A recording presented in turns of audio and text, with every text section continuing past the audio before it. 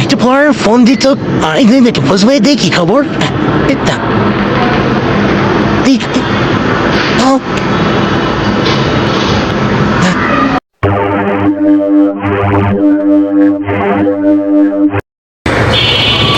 Hello.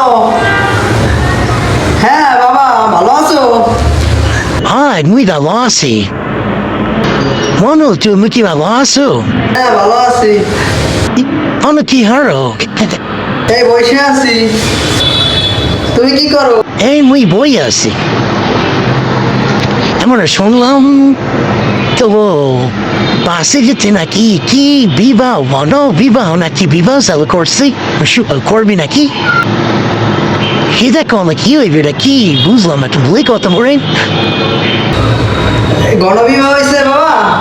ওই যে কলেজের টিচাররা আর বড় ভাইরা আয়োজন করছে। এটা একটা লেখাপড়ার একটা অংশ। প্র্যাকটিক্যাল পরীক্ষা বিবাহ মানে প্র্যাকটিক্যাল পরীক্ষা, প্র্যাকটিক্যাল শিখাইবে। এরপরে ফাইনালের পরে এটা মার্ক যোগ হইবে। হ্যাঁ আচ্ছা তবে ভাষণ ঘর করবে কোথায় হলো সরকার ওই কলেজের ক্যাম্পাসে করবে আনে।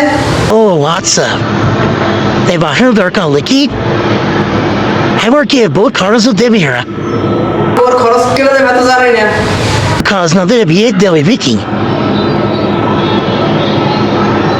কি যে যুগাইলো বুঝলাম না বাবা আমার সময় বিয়ে ভুপে ঠিক আছে না এরম তো আমার সময় আছে না তোমার সময় কি হয়েছে বুঝলাম না কেমন পরীক্ষা আবার আচ্ছা বাবা যাও ঠিক আছে ভালো মতো পরীক্ষা দাও পরীক্ষা যেন পাশ করো হেল না করো আচ্ছা বাবা রাখি আচ্ছা ঠিক আছে ঠিক আছে বাবা, রাখি।